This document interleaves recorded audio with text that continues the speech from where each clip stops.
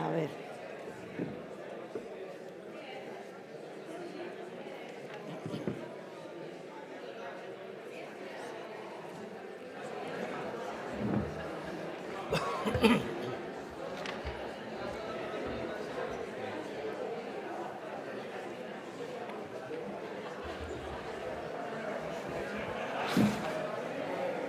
Como se alarga un poco la mesa de antes, que es inevitable, pero claro, empezaba a las 3. Hemos tenido una hora para comer, a las 3 ya las comunicaciones, a las 4 empezar la mesa. O sea, llevamos un maratón desde las 9 de la mañana. Ya, que estarán agotados. Sí. No, pero no, yo creo que no, que son incombustibles. Veo que han acudido rápidamente.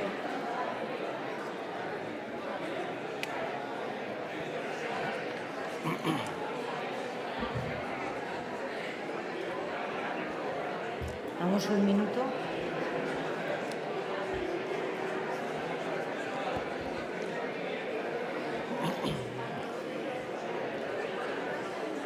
¿Qué? Sí. Buenas tardes a todos.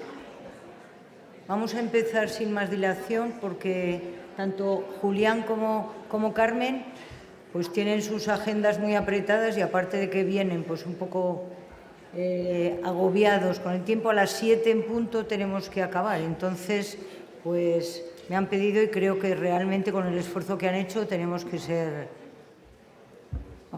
conseguirlo, ¿no? Es para mí una alegría, un honor y un orgullo compartir esta mesa con dos personas a las que admiro profundamente y con las que comparto pues algo muy especial, que son nuestras raíces, nuestro origen. Carmen Magallón es de Alcañiz, igual que yo, y Julián Casanova es de Valdealgorza, un pueblo que está a 17, 18 kilómetros de Alcañiz. 14. O 14. Y realmente que se reflexione sobre la paz, fundamentalmente también sobre la violencia, que será la introducción, pero sobre la paz, en un Congreso Nacional de Bioética como este y en Teruel, para mí realmente con ellos pues es especialmente emocionante, ¿vale? Quería introducir un poco lo que nos habíamos planteado en la mesa, ¿no? Que queremos que sea un diálogo fundamentalmente entre ellos, aunque lo introduzca Julián. Pero en un mundo donde la violencia en sus múltiples formas está tan presente, donde parece que se normaliza o se invisibiliza, creemos más necesario que nunca, y lo creímos cuando organizamos este congreso, abrir espacios como este, donde la paz no se entienda solo como un ideal lejano, sino como un valor intrínseco, una ética de vida, una práctica cotidiana.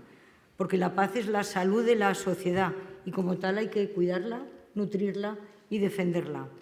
Porque educamos para muchas cosas, para la competitividad, para la productividad, para la eficacia, pero ¿educamos para la paz? Todo lo que se ha ido hablando estas horas anteriores en el Congreso. Porque educar para la paz significa educar en valores, en actitudes, en comportamientos, en estilos de vida que hagan posible la convivencia basada en el respeto, en la justicia, en la igualdad y en el cuidado. Y de eso nos hablará mucho Carmen. Significa también deliberar colectivamente sobre cómo queremos vivir juntos. Y yo creo que es eso algo que nos tenemos que plantear. Desde el lema de este Congreso, contrarrestar la violencia deliberando por un cuidado responsable, entendemos que no es posible hablar de cuidado sin hablar de paz y que la ética del cuidado solo se puede sostener si hay un firme compromiso con la no violencia, con el diálogo y con la construcción activa de condiciones para la paz. El título de la mesa, que quisimos que fuera «La paz es el camino para la paz», quiere recordarnos que no llegamos a la paz a través de la violencia, ni la indiferencia, ni del odio. La paz se construye caminando y caminando hacia la paz. Y para ayudarnos a reflexionar desde perspectivas complementarias, la histórica, la ética, la memoria y el compromiso, contamos con dos voces imprescindibles, Julián Casanova y Carmen Magallón. Y una pequeña introducción a ellos. Julián Casanova es catedrático de Historia Contemporánea de la Universidad de Zaragoza. Ha sido y es profesor visitante en prestigiosas universidades europeas, estadounidenses y latinoamericanas. No solo es un referente en investigación histórica sobre el siglo XX español y europeo, sino también en la enseñanza, que ha dado cursos y clases en las universidades más prestigiosas de todo el mundo y, de hecho, está continuamente viajando y dando clases. Y es reconocido por sus alumnos como un auténtico maestro. Ha estudiado, investigado y escrito sobre anarquismo, la República, la Guerra Civil y la violencia que ha marcado el siglo XX europeo, proponiendo un nuevo enfoque de las manifestaciones de violencia recurrentes y a veces continuas. Autor de numerosos libros, que no me voy a detener, los más recientes, Franco, que acaba de publicar, y de hecho lo presentó ayer aquí, Una violencia indómita, el siglo XX europeo, del 2020. Julián Casanova compagina la dedicación a una profunda investigación y a la enseñanza con la divulgación de la historia. Es habitual su presencia en medios de comunicación, en la prensa, en la radio, en la televisión, en las redes sociales, por un compromiso ético, intelectual y crítico de difundir la historia con precisión. Es un excelente divulgador, yo creo que lo conoceréis prácticamente todos, riguroso, ameno y apasionado, como podréis comprobar a pesar de que está afónico y que viene de un maratón de clases, ¿no? En la ponencia que lleva por título Los caminos de la violencia, lecciones del siglo XX, nos va a ayudar a comprender la historia, que es clave para evitar repetir errores y reconocer los factores que han favorecido procesos de paz. Y Carmen Magallón, os presento ya a los dos y así ya empezamos, es doctora en Ciencias Físicas por el Programa de Historia y Filosofía de la Ciencia, es presidenta de la Fundación Seminario de Investigación para la Paz, presidenta de honor de WILF España, que es la sección de la Liga Internacional de Mujeres por la Paz y la Libertad, vocal miembro de la Junta Directiva de la Asociación Española de Investigación para la Paz. Y Carmen es un referente de humanismo científico, con un gran compromiso por la paz y la justicia, investigadora, divulgadora y escritora. Sus temas de investigación son la historia de las mujeres en la ciencia, el análisis epistemológico del quehacer científico y las relaciones entre género, ciencia y cultura de paz. Y sobre ellos has impartido cursos, ponencias, seminarios, conferencias en universidades, centros de investigación, en fin, continuamente. Has escrito numerosas publicaciones, libros, y entre sus libros, pues, a destacar Pioneras españolas en la ciencia, Mujeres en pie de paz, Contar en el mundo, una mirada sobre las relaciones internacionales desde la vida de las mujeres, y en su ponencia Amplificar las voces de paz, una mirada histórica. Querría preguntarle, primero va a empezar Julián hablando, poniéndonos en contexto, pues, de la violencia, qué se puede hacer desde las instituciones y también qué podemos hacer como ciudadanos comprometidos y responsables, ¿no? Con esto de, desde luego, trabajar en la cultura de la paz, ¿no?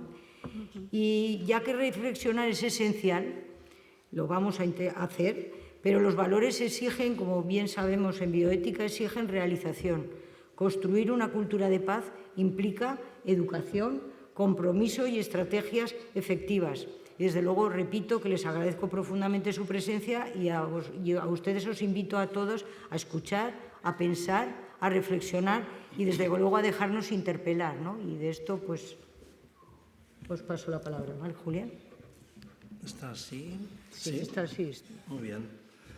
Buenas tardes. En primer lugar, muchísimas gracias, Concha, por esta generosa introducción. Yo estoy encantado de estar aquí rodeado de Concha y de Carmen. Es verdad que nacer en Valdealgorfa, los de Alcañiz, para nosotros era la capital. Hoy voy a hablar de razas superiores o etnias superiores. No quiero ahondar en la herida, pero ellos pensaban que Valdealgorfa era un pueblo pequeño, al lado de Alcañiz. Pero en cualquier caso no guardo rencor, si no, no hubiera aceptado nunca venir aquí. Y más bien nos une una relación y una amistad que tiene que ver mucho con los valores que aprendimos de niños en esos dos pueblos y los que nos inculcaron nuestros padres, que no hemos olvidado nunca y que es un poco el punto de partida de mi intervención, porque siempre que doy conferencias en muchísimos sitios del mundo, siempre mantengo que no olvidar nunca los orígenes, no olvidar nunca de dónde se viene, aunque uno haya tenido el privilegio de llegar a donde sea, es un punto fundamental. Y yo me había propuesto darles en 10 minutos o un cuarto de hora, como mucho, así lo hemos pactado, un análisis sintético de por qué quebró la sociedad europea, que se consideraba tan potente, tan dominante, tan blanca, tan cristiana, a principios del siglo XX, y acabó desde el 14 al 45 y mucho más allá, porque llegó los 90 en Bosnia, y por qué acabó en un proceso de guerras, limpiezas étnicas. Hubo que inventar un concepto, genocidio, para definir aquello, qué es lo que llevó a todo eso. Y como digo muchas veces, la historia no se repite, sino que, parafraseando a Mark Twain, la historia rima. Y voy a tratar de establecer las rimas que se pueden sacar en el presente sobre lo que pasó en el pasado. Esta mañana estaba en el campus de la universidad, pero dando una conferencia para 300 estudiantes de segundo bachillerato sobre el siglo XX español. Y siempre empiezo, cuando tengo delante a la gente de bachillerato, explicando cómo se hundió todo esto, cómo se hundió y por qué tiene tanta importancia que no se hunda otra vez. En una expresión muy vulgar de Vargas Llosa, ¿cuándo y cómo se jodió el Perú? Pues cuándo y cómo se fastidió. Yo soy más fino que Vargas Llosa. Se fastidió Europa. Efectivamente, los historiadores lo que indagamos lo basamos en las fuentes, y lo primero que hace uno cuando quiere saber cómo recibió la gente ese siglo XX, es acudir a los medios de entonces. Los medios de entonces, básicamente, o casi exclusivamente, era la prensa escrita, los grandes medios de comunicación. Y allí hacen una crónica de cómo saludan los ciudadanos en las principales ciudades de Europa, el paso entre el último día de 1899 y el primero del año 1900. Olvídense si el siglo empieza en 1900 o en 1901. Estoy en la noche del 99 al 1900. Y en todas esas ciudades, desde Viena a Budapest, a Londres, a París, a Berlín, en algunas de ellas he vivido y bastante tiempo, en todas ellas había un optimismo. Europa había alcanzado un grado de modernización importante. Era el continente más rico del mundo, era el continente más industrializado, era el continente militarmente sin parangón.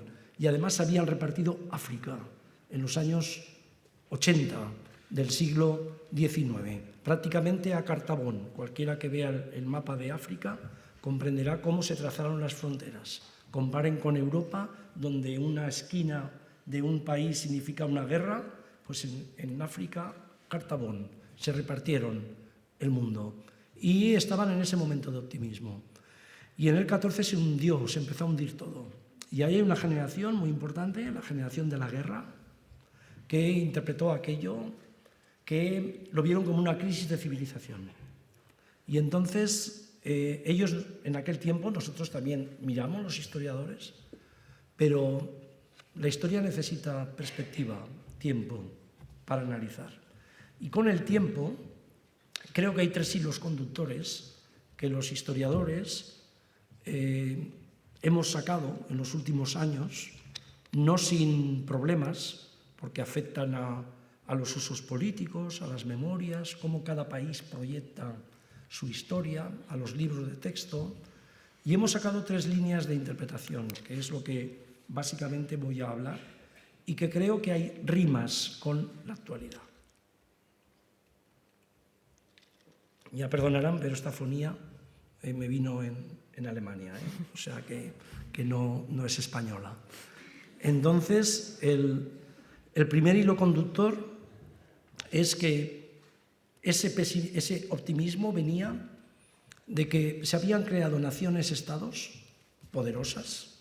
Ya sabemos que estaban los Balcanes, estaba la Yugoslavia aquella, que ni siquiera era Yugoslavia, era el imperio austrohúngaro, estaban los imperios, Pero en Occidente tenían un esplendor, las naciones-estado funcionaban, e Italia y Alemania se habían sumado. Y empezó un etnonacionalismo muy importante que aplicaron en las colonias. Vivían muy felices en las metrópolis, pero en las colonias, lo conocemos en el Congo belga, lo conocemos en todas las colonias de West África de Alemania, por supuesto el Imperio Británico, que durante mucho tiempo pensó que estaba indemne, que no estaba conectado con aquello, y este etnonacionalismo de raza blanca, cristiana y masculino, porque esta es la definición de lo que era Europa en aquel tiempo. Recuerdo que en ningún país europeo había votado una mujer nunca en 1900, ningún país había concedido el voto, solo un país lejano llamado Nueva Zelanda había dado el voto hasta ese momento a las mujeres. Entonces empezó en las colonias algo que no aparecía en las metrópolis, una superioridad etno-racial que llevó a una legitimidad de que aquellas tierras les pertenecían y los pueblos también. No quiero explicarles cómo trató Leopoldo II en el Congo a los nativos o en otros países. Y además rompió las reglas. Esto es muy importante. Cuando alguien quebra las reglas tiene consecuencias. Lo vemos hoy. Lo vemos con Trump y las va a tener. Y las va a tener en el mundo por más cosas. ¿Y por qué rompieron las reglas? Porque los ejércitos hasta ese momento, y todavía en Europa, cuando había una guerra se situaban uno frente al otro. En las guerras coloniales, también los africanistas en el protectorado de Marruecos a partir de 1912, cuando llegó Franco y Millán Astray aproximadamente allí, estos que guerreaban en las guerras coloniales desde la raza blanca, cristiana y civilizadora, empezaron a acosar violentamente y a matar de forma impune a mujeres y a niños, a gente que no estaban en los ejércitos. Rompieron la regla de que el frente y la retaguardia tenía una diferenciación. A partir de ese momento, cuando se difuminó, el mundo se volvió, con la modernización, violentísimo. La Primera Guerra Mundial, la Guerra Civil Española, la Segunda Guerra Mundial, marcan una escalera en lo que estoy diciendo. Y no solo hay esa difuminación, sino que además creen que hay que emplear armas de tecnología superior para dominar a esas razas. Ustedes lo verán esto en todas las películas sobre las colonias, pero incluso en las películas de Tarzán, ¿no? Donde cuando aparecían los blancos llevaban unas armas que empezaban a matar a decenas de personas. Es la ametralladora, es la artillería que ya bombardea, todo eso empezó a aparecer allí. Y sin embargo, en la metrópoli parecía que aquello no llegaba, porque en la metrópoli el colonialismo, el imperialismo, que es como se llama ahora, en ese momento, el imperialismo era glorioso, daba la gloria a la nación. Y así se llevaba, los historiadores lo hacemos, en los libros de texto, donde en los libros de texto se enseñaba a los niños la superioridad de ese imperio y de esa nación llamada Gran Bretaña, que después sería el Reino Unido, o la superioridad del Congo, por cierto muy católico, ¿no? El mundo que estaba allí con los belgas, o la superioridad de lo que estoy planteando con Francia y con Alemania. Todos eran monarquías, Francia era una república, la grandeur era la grandeur, pero en la colonia, lo sabemos por Argelia, en los años 60 hay violación sistemática de mujeres, en los años 60 en Argelia. Primer punto.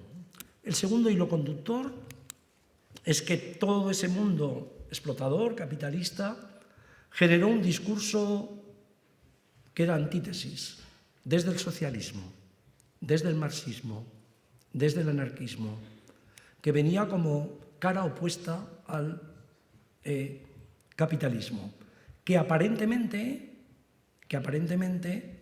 tenía antimilitarismo, pacifismo, así nació la Segunda Internacional.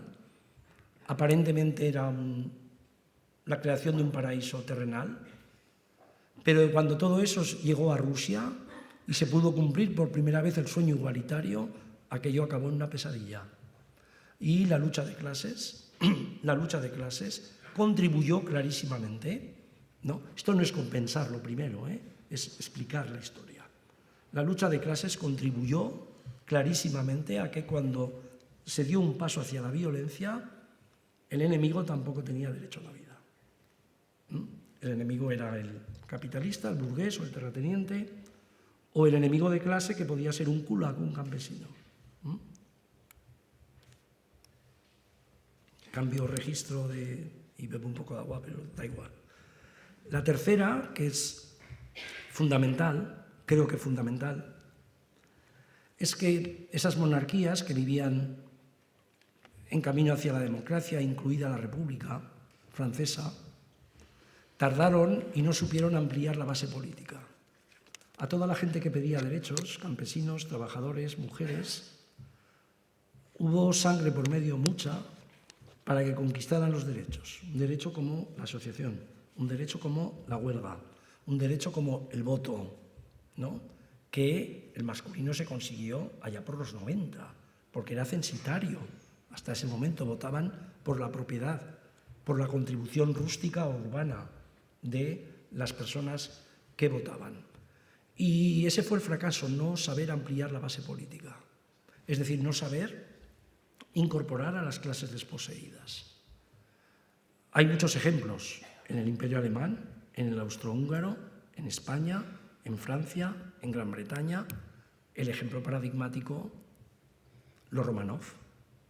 300 años de dinastía, una guerra, Primera Guerra Mundial, que se la va a llevar por medio, y unos días antes de que aquello se hundiera, el zar, una persona muy culta, que hablaba muchos idiomas, Nicolás II, a 600 kilómetros, está en el frente, le manda una carta a su mujer, la emperatriz, nieta de la reina Victoria, emparentada con las casas alemanas y británicas en inglés, que se escribían en inglés, y le dice: no entiendo nada de lo que me están diciendo, me dicen que los suministros no llegan a la gente, que hay protestas, empezaban protestas muy serias, de suministros y sobre todo de mujeres, que se quejaban de que no tenían pan para sus hijos, mientras los padres,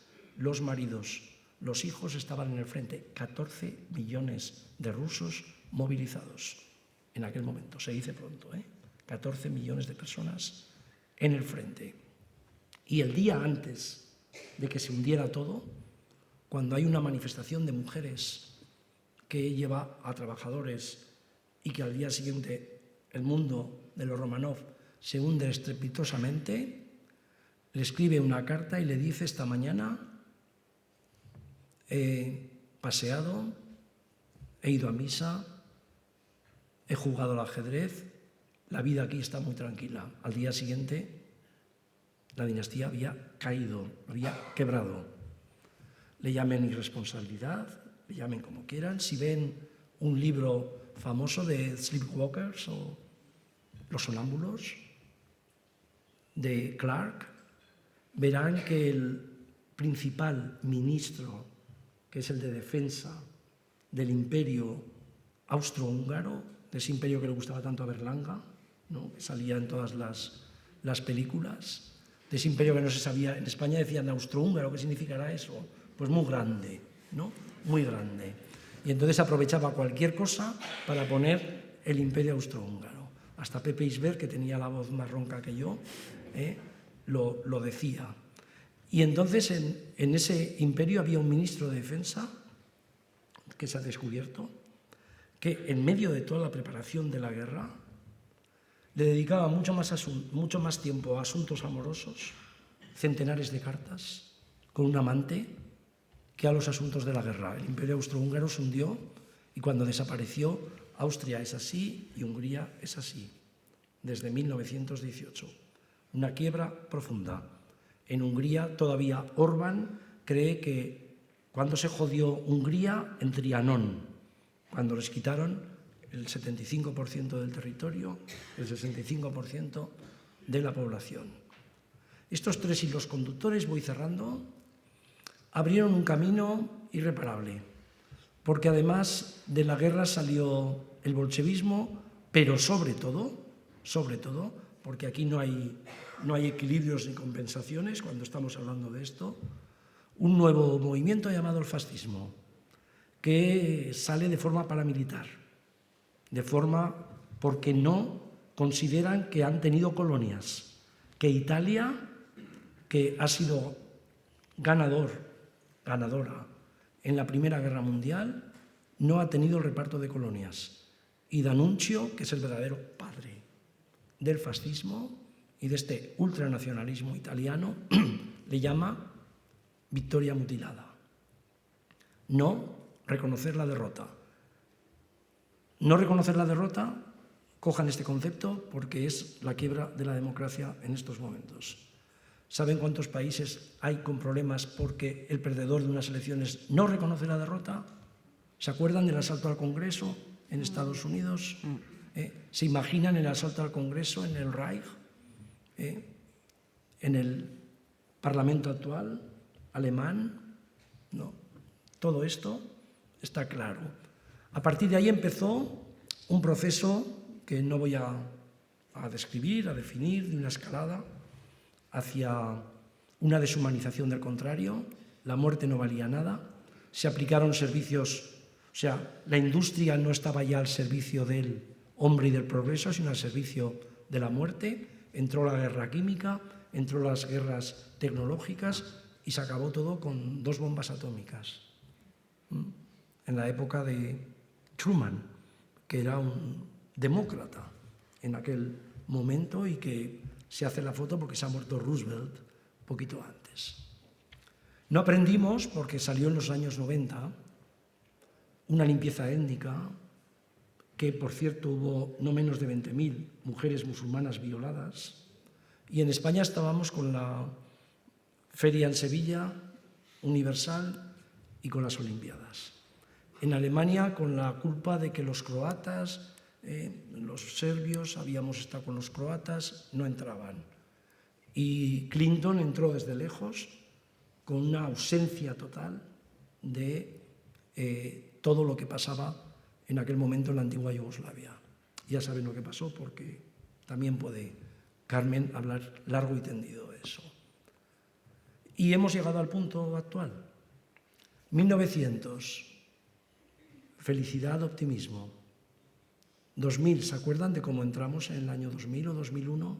Porque hay frikis para todo, algunos lo celebrarían en el 2000, otros en el 2001. Europa estaba como nunca. Fukuyama había dicho que esto es el fin de la historia. Había desaparecido el comunismo, las grandes dictaduras, el apartheid. En Latinoamérica, los Videlas y los Pinochet habían quedado atrás. Había memorias, muchas cosas, pero todo estaba. Y nos encontramos 25 años después. Ya en el año 2001 hubo una cosa llamada Torres Gemelas. En el año 2008 una crisis que quebró los valores éticos del capitalismo, si los tenía.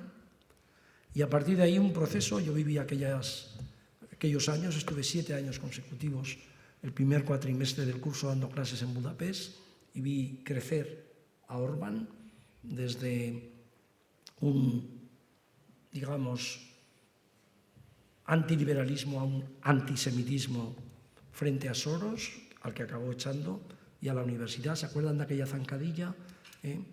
Periodista a un emigrante. Fue creciendo la bola, y hemos llegado a un punto en el que creo que hay que recordar que las 3 cosas que he dicho son muy importantes para interpretar el presente, pero hay un epílogo de optimismo.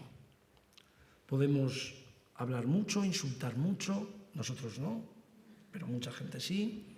Nadie escucha a nadie, pero mientras las armas no sustituyan a la política, que es como empieza todo en casi todos los sitios, mientras las Fuerzas Armadas estén subordinadas al poder civil, en Europa hemos estado más tranquilos, no tanto, en los últimos tiempos sobre esto que en otros países, hay algún tipo de esperanza.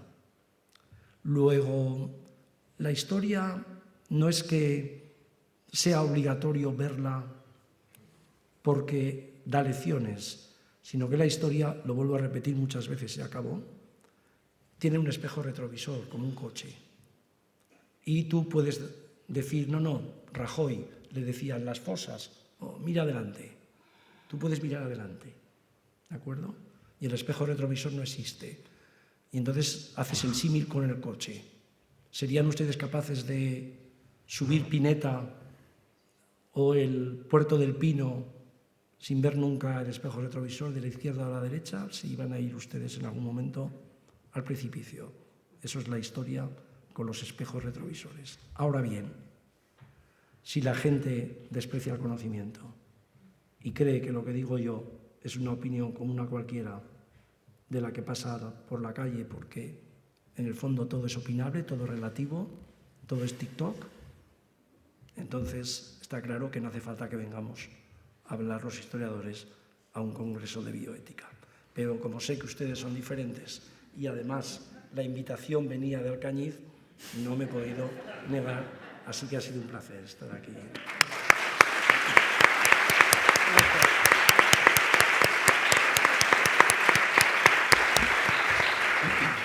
Aquí. Carmen, tienes la palabra. ¿Tocar algo? Sí. ¿Ya? Sí. ¿Sí? Sí. Bueno, pues yo también empezaré por los orígenes, los agradecimientos compartidos por esta invitación, venir a este Teruel, donde yo pasé 7 años estudiando en el Ibáñez Martín, que se llamaba, con profesores magníficos como Labordeta, Sánchez, Sinisterra, etcétera, etcétera. O sea, ese Teruel maravilloso, pues lo retomo de vez en cuando.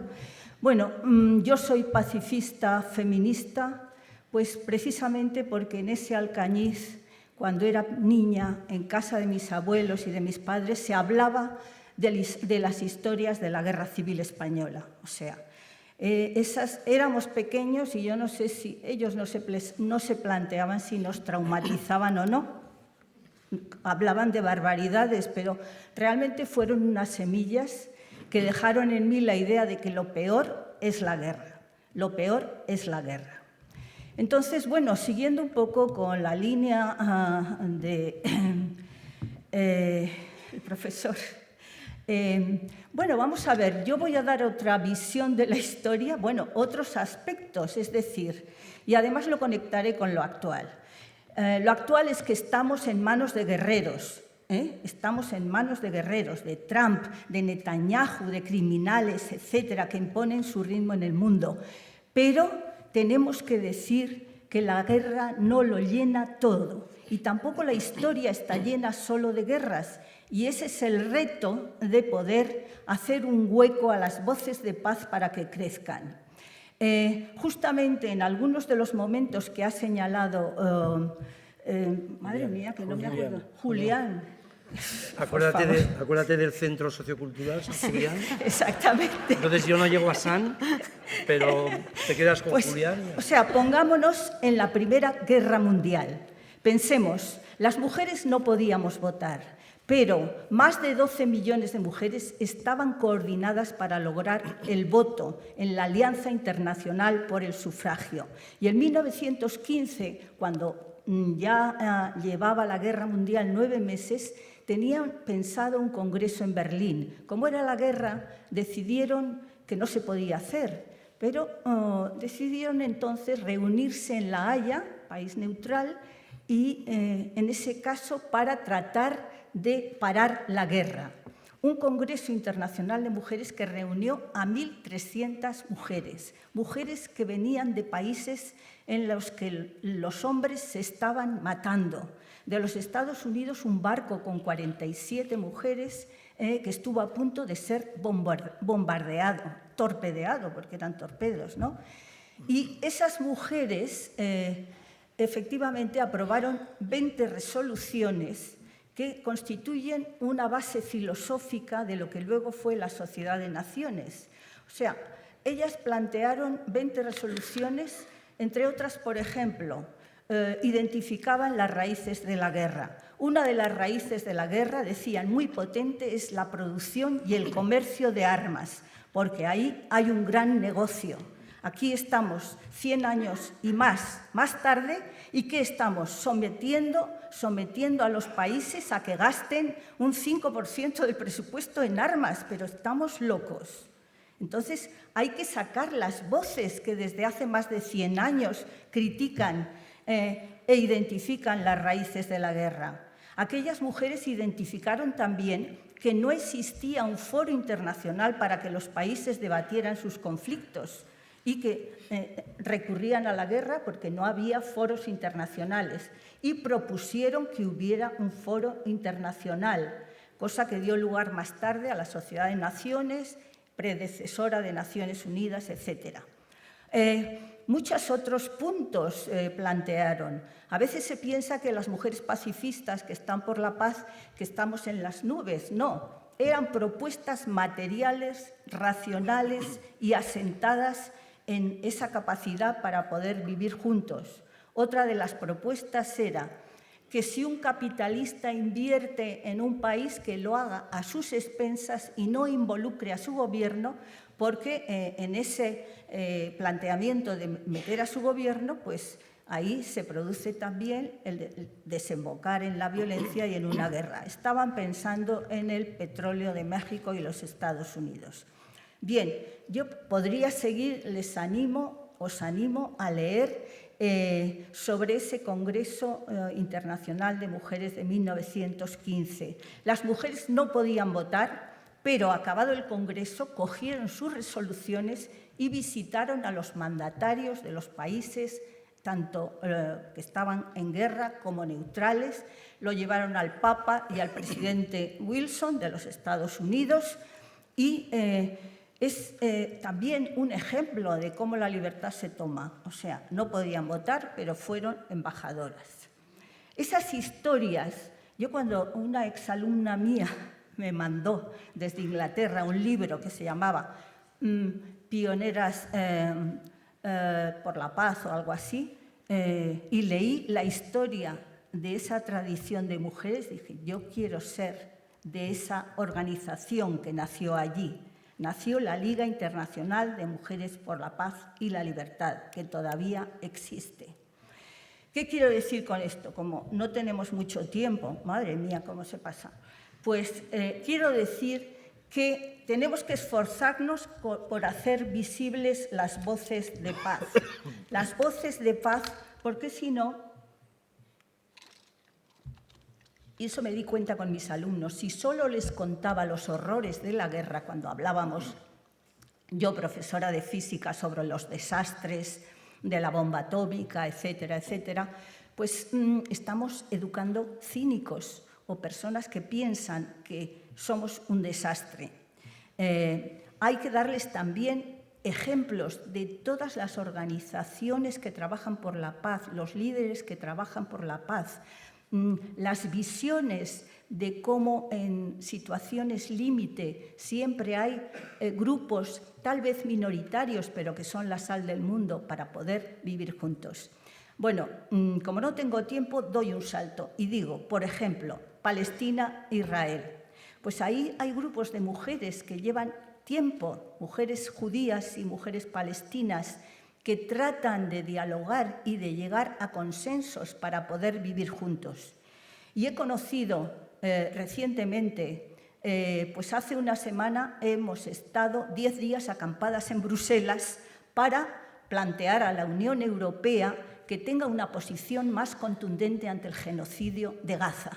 O sea, mujeres, más de 100 mujeres de Europa, para decirle a la Unión Europea que tiene que tener una acción más activa, defensora de los derechos humanos. Y hemos hablado con europarlamentarios y nos han visitado en la acampada. Y ha venido una judía y una israelí para hablar y hemos podido ver que son posibles otras salidas. Y hemos tenido a las juezas que nos han explicado por qué esto es un genocidio, atendiendo a la Convención para la Prevención del Genocidio.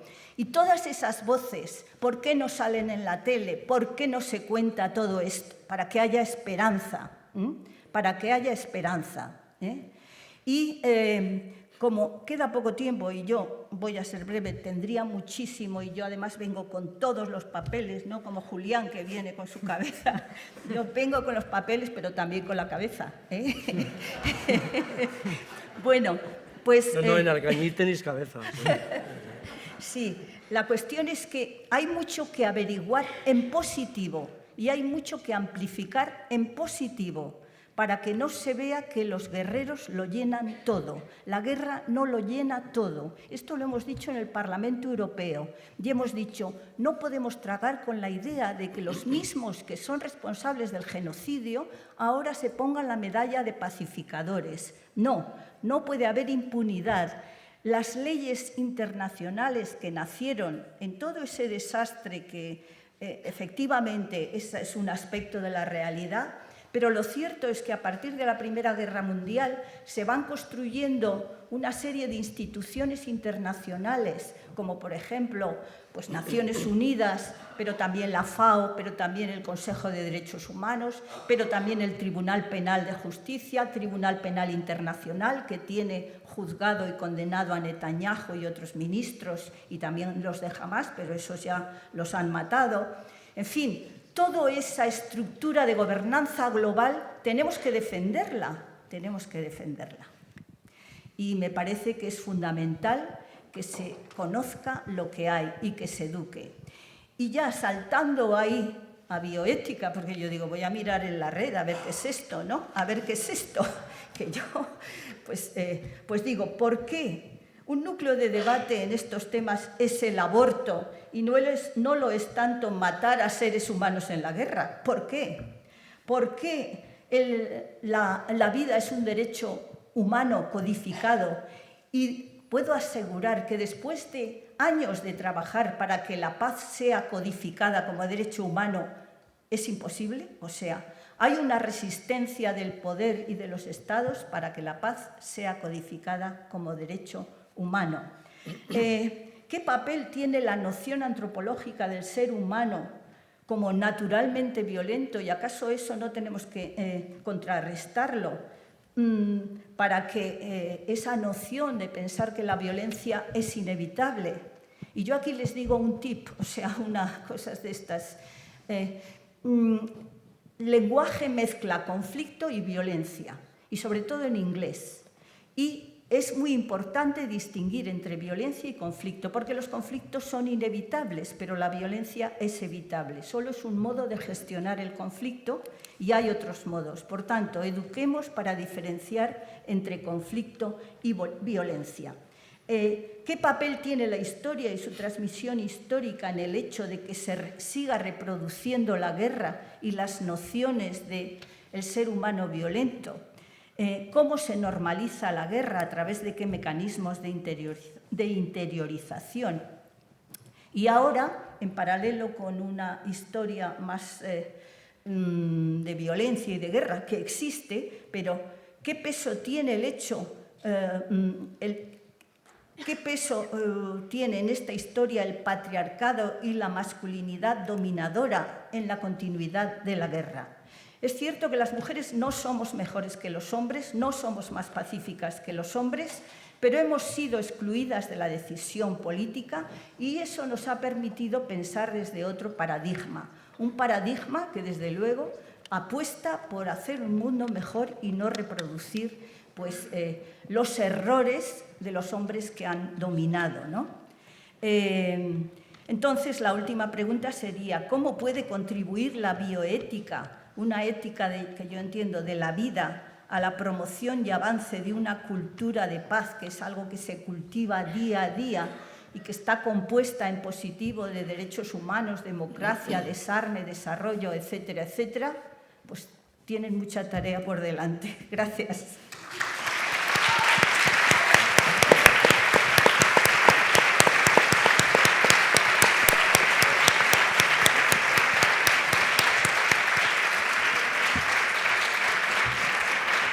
Perdón.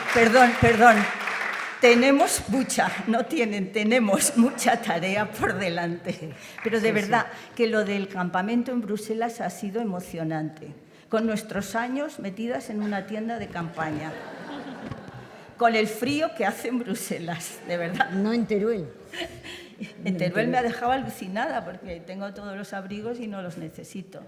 Pero ha sido impresionante y yo creo que las dos partes de la historia hay que conocerlas. Pero esta que he contado yo no se cuenta, ¿eh, Julián? ¿Tú Poco. crees que no se cuenta? Se cuenta poco. Poco. ¿No te parece? Esa expresión de que no se cuenta, la escucho yo con todo. Sí. La guerra civil no se cuenta, Ah, llevamos vale. 40 años contándola. Algunos de verdad, además. Puede ser. Los sí. profesores de instituto les pasa igual, les dicen, no, si el instituto no es... Y yo lo conozco, lo he dicho muchas veces, a profesores de historia en secundaria que hacen el pino para contar las historias que parece ser que no contaban nunca en clase. Y aquí hay gente de secundaria y lo podría confirmar. Sí. Sí que es una percepción, no por ti, pero la gente que no conoce mucho tiene la percepción de que lo que no conoce esa persona no se cuenta. Y ahí me lo vienen a decir muchas veces, ¿no? Entonces me preguntan específicamente, de esto no se ha dicho nada. Digo, no, hay 10 libros básicos y 25 artículos de revista, pero no se ha contado nunca. Pero nadie tiene obligación de saberlo. Ya. Pero es verdad, lo que acaba de decir Carmen, es verdad que todo el tema del pacifismo, de las movilizaciones, de la legislación, todo eso es bastante importante. Yo sí que lo he visto en los libros, lo incorporamos en la enseñanza. Yo creo que está muy claro que lo incorporamos en la enseñanza, pero esto es un tema presente, pasado, de Sí. debate. Y yo he puesto mucho énfasis en la sociedad cristiana blanca y masculina. Sí, sí, exactamente. Y me reafirmo en esto. Es que yo quiero decir también que a veces se insiste en la cuestión de la violencia, que saben que es estructural, cultural y directa, esas clasificaciones de Galtung, pero con respecto a las mujeres se nos presenta a menudo como víctimas, que efectivamente nos matan, nos violan, pero no se dice todo lo que hemos aportado, lo que hemos aportado en la historia y que, de algún modo, mi hipótesis es que sería más fructífero para eliminar la violencia contra las mujeres el hablar de lo que ellas defienden para la convivencia, para la paz y para todo. Porque, como dice Alexandra Bocchetti, ella dice, las mujeres llegan a la política con las manos llenas. Pues quiero decir que llegamos a la política, a la bioética, a muchos campos con las manos llenas, que es una experiencia histórica. Tenemos que recuperar la experiencia histórica y construir una igualdad con los mejores ladrillos de la experiencia histórica de los hombres y de las mujeres. Pero no dejemos la mitad de nuestra experiencia histórica en el cajón. Eso es.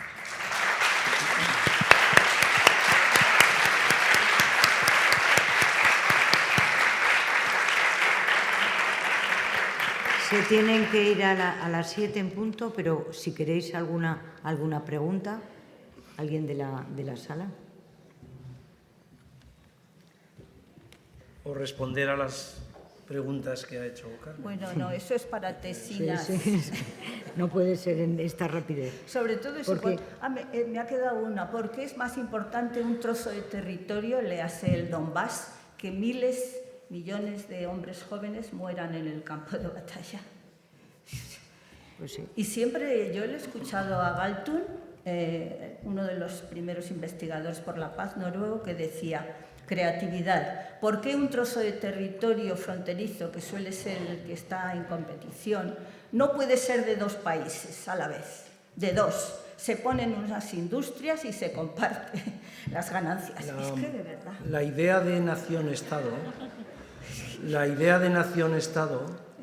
que crea el mundo más civilizado, o llamado más civilizado, es una idea en la Es lo que has que dicho tú, un sí. territorio Sí. está controlado por una población que, si puede ser, tiene que tener la misma religión, la misma raza y la misma historia. Y en eso está forjado el nacionalismo y el ultranacionalismo. Y cuando eso falla, Que es la base de la violencia. cuando eso falla, les ponen nombres. Macedonia, balcanización. ¿Cómo se llama el postre que ustedes ven con la fruta? Macedonia, algo, ¿no? Algo que no se sabe qué es, porque son muchas frutas. ¿Qué es la balcanización? Un defecto. porque aquí lo que hace falta es que haya un territorio. Luego, esa coexistencia de imperios multinacionales que fue tan difícil, cuando se cayeron los imperios, cada uno quiso construir su territorio. Y así acabó Bosnia, Serbia, ¿no?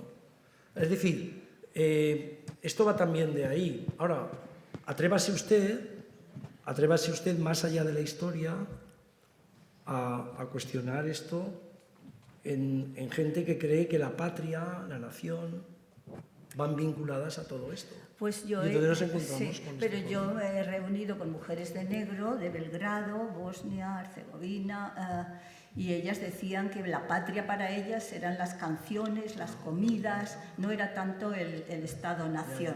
O sea que puede haber una noción de patria que no sea dominadora y delimitadora, y por tanto tenemos que trabajar por ella, creo yo, ¿no? Sí, sí. Bueno, que nos tenemos que ir. Espera que...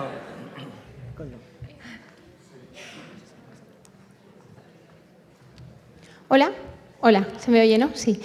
Me ha encantado todo lo que habéis dicho y lo respeto muchísimo porque sois personas con muchísimos conocimientos y yo pues encantada de empaparme de todos ellos. Una cosa que me ha llamado la atención... Estoy aquí.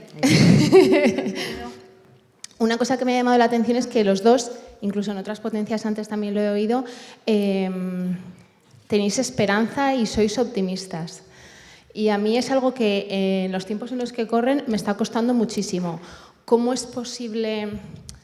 Necesito como consejo, ¿no? ¿Cómo mantengo la esperanza? ¿Cómo me quito el miedo de encima? ¿Cómo tengo esperanza por el futuro cuando se están cruzando cuando se están rompiendo tantas normas, tantas reglas, cuando se están cruzando tantos límites, cuando especialmente estos 2 últimos años hemos asistido a un ejército reconocido por el mundo entero que se graba cometiendo delitos como es la violación de mujeres, violación de hombres, asesinato, se ríen, suben TikToks matando personas y torturando personas y todos nosotros impasibles ante estas barbaridades, nadie ha conseguido parar a este señor, a este monstruo.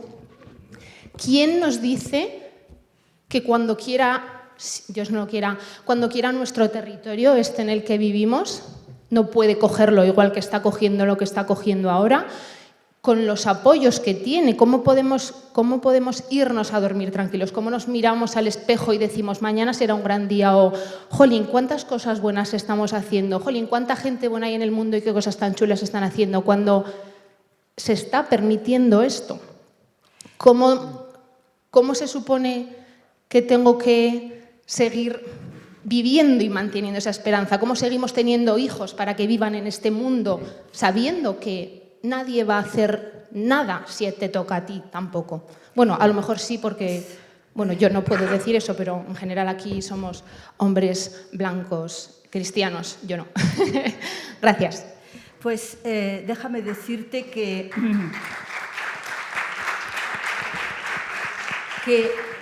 no hay tanta paralización, hay mucha resistencia, también en los Estados Unidos y en otros lugares. ¿Y por qué se ha llegado a un alto al fuego en Gaza?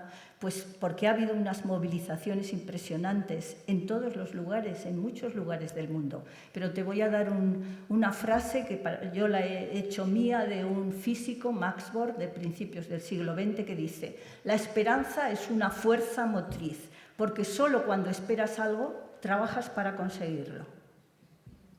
Sí.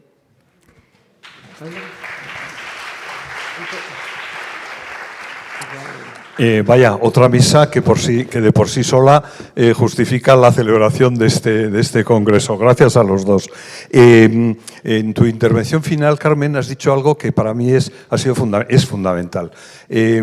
Palestina. Yo estuve en Palestina en octubre de 2022, en Cisjordania. No llegamos a Gaza. De hecho, a una compañera nuestra ni la dejaron bajar del avión en Tel Aviv. Pero bueno. Y la visión que yo veo en el mundo es la visión de los hombres, la visión ética de los hombres, de la justicia individualista, y allí vi la visión, que es lo que de alguna forma tú estabas planteando al final, la visión de las mujeres, la visión de la ética del cuidado. ¿Por qué no es posible que determinadas zonas habiten personas que son de un país o de otro y que convivan? Y una de las cosas que a mí me llamó mucho la atención allí, estuvimos con muchos militantes palestinos, ellos, la mayoría de los que yo encontré por lo menos, hablaban de que no querían, porque veían imposible, 2 estados, sino que lo que querían era un estado con 2 comunidades, en la que se respetaran los derechos democráticos a todas y cada una de las personas, independientemente de su religión, etcétera, etcétera. Y yo creo que esto entronca mucho, desde mi punto de vista, con la ética del cuidado responsable, que es uno de los temas matriz de este Congreso. Y lo digo todavía más cuando vemos muchas manifestaciones de solidaridad con Gaza en las que se pide destruir Israel. Así no se construye ni la paz, ni se contrarresta la violencia. Vamos, pues se está construyendo otra vez una nueva locura, o se está ampliando la locura. Sí, yo creo que el ejemplo Gaza-Palestina-Israel es el compendio de lo que explicaba Julián, el compendio de todo, ¿no? Trazado desde las colonias, desde los centros coloniales. Bueno, todo lo que has explicado desemboca en eso. Y efectivamente lo que has dicho, la posibilidad de que fuera una ética del cuidado y de los grupos que están defendiendo la convivencia allí, pues sí. Bien. Pues si os parece, Gracias. vamos a clausurar ya la mesa, ¿vale? Hasta luego, muchas gracias.